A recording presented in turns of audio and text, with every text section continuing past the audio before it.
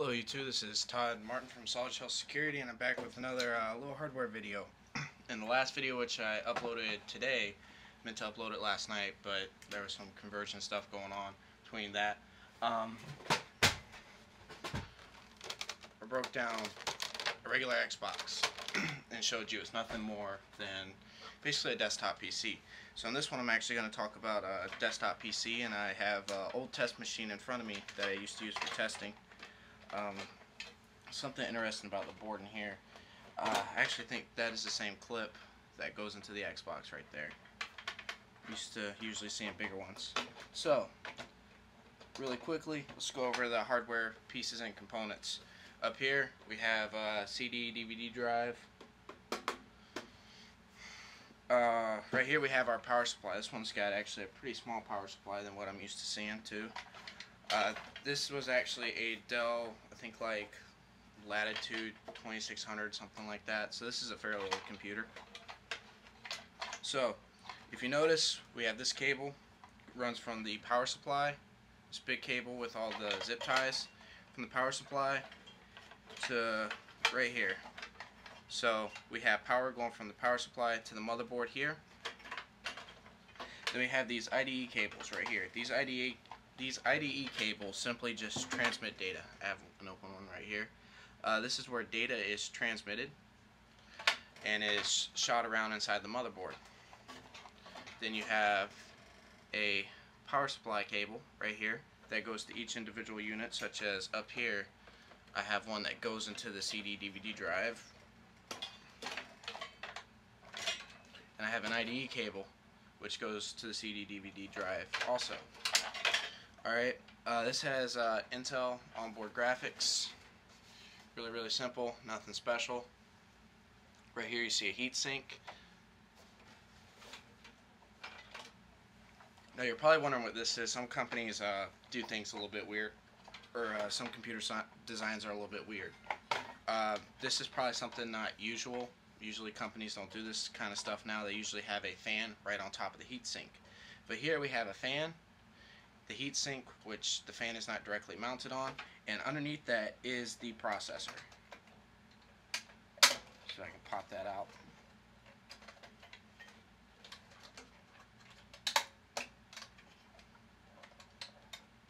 Probably not, I haven't messed around with this one too much. Right here we have our RAM, which had these little clicks, or little clips, my bad. There's our RAM. Just kind of show you how old this is. This is a 512 gigabyte RAM stick.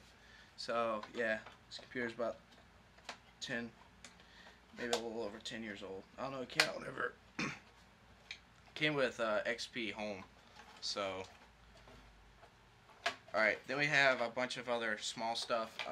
Right here, I took the face off this one because, to be honest, I kind of liked it without the face. I kind of like this metal cover for a Linux testing machine. You have this button right here, simple power button, turn on and off. And then there's a cable. I'm trying to make this where you guys can see it. This cable runs down into a plug down here.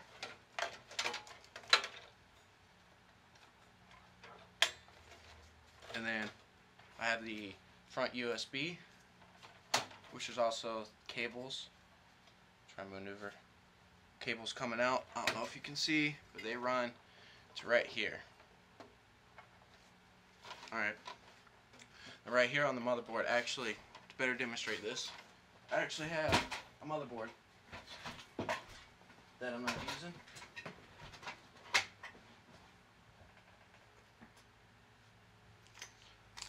Motherboard. Alright. So we have a motherboard here. These right here are called PCI slots. These three right here, different kinds. You take cards such as this, and actually I don't think this one fits this motherboard.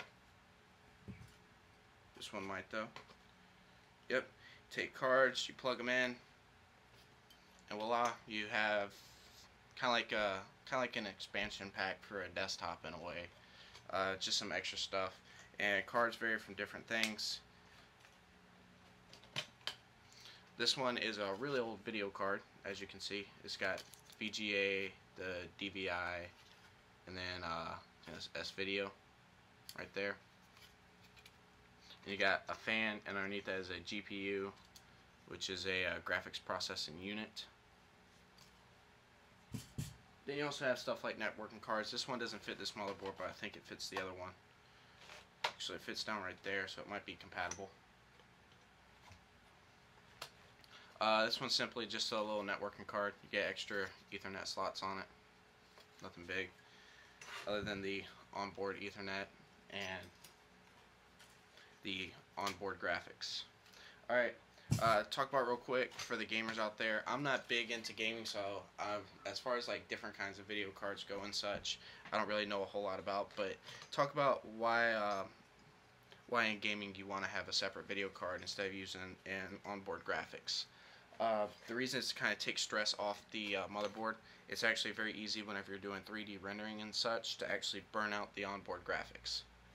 So what we do instead is we have a card such as this, which whole purpose is dedicated to processing graphics. So you take some stress off the CPU and off the onboard graphics. And generally they do produce better images and stuff because there's, this is operating it's operating separate from the motherboard but with the motherboard. So it still gets instructions from the CPU, but just heat and everything is just a whole lot better. Same thing with networking, and if you're doing some intense networking, although really now it's not really a big deal.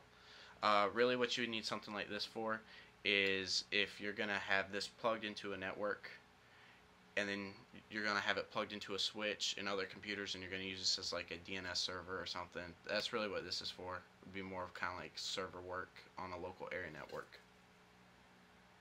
So let's talk, or before I get to that I should probably say, if you notice on this motherboard the fan is directly put on the heatsink. This is a rather interesting looking setup right here.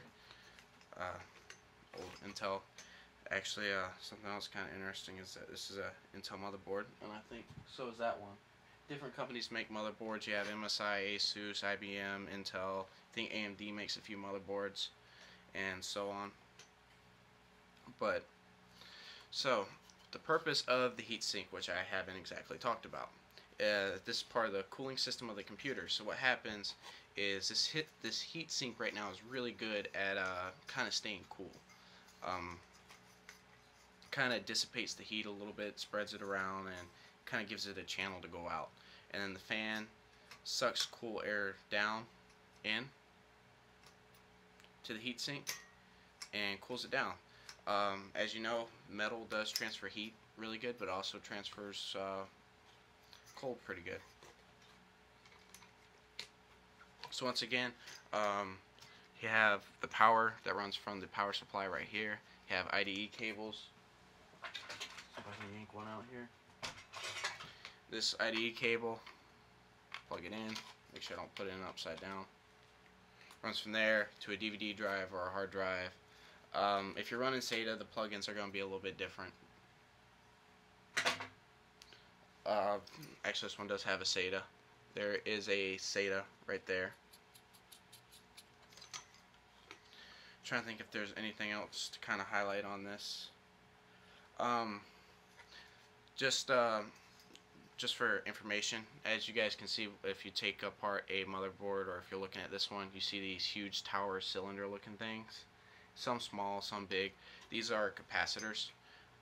Whenever you're working with a computer and you're taking it apart, capacitors will be the thing that kills you. If there's anything in this computer that will kill you, it is these capacitors if they're busted open or anything and the computer's turned on. So that's kind of really the only dangerous part of a motherboard, I think, is that you just have to be careful with those capacitors.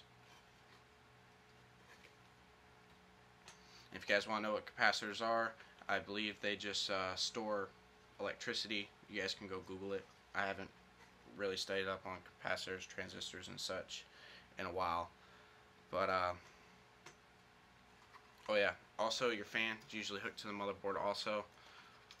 Which, as you can see, we have this cable running down to this little slot.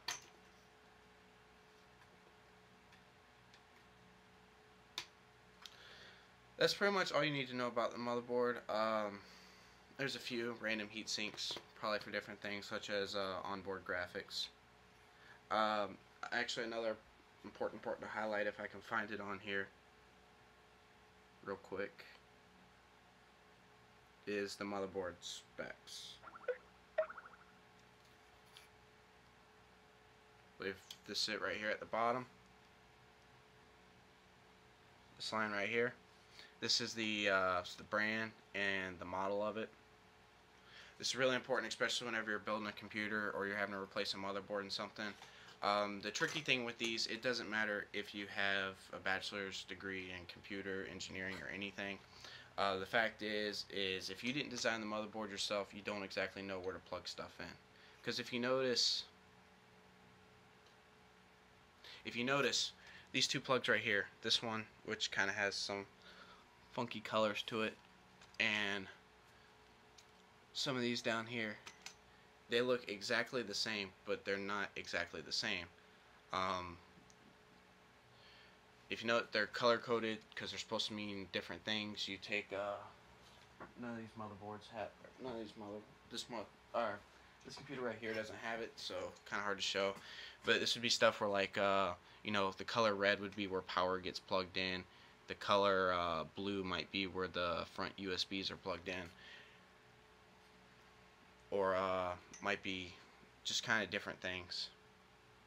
Where these are meant for the actual USBs that you see on the front of the case. So whenever you're building a computer and you're dealing with a motherboard or you're replacing a motherboard, always pull up motherboard specs, because these plugins is what'll get you, because the next thing you know, you'll have a headache because certain things aren't working. Well, it's because they're not plugged in the proper space that they're supposed to be plugged into. So always look up motherboard specs. So I think that's it for this video. There's really nothing more I can show you about these. So throw that down in there. And hopefully I'll be making some videos before I ship off to boot camp, just talking about how to build a computer starting from the ground up. My advice, where to get parts at and such. I ship off in 4 days. So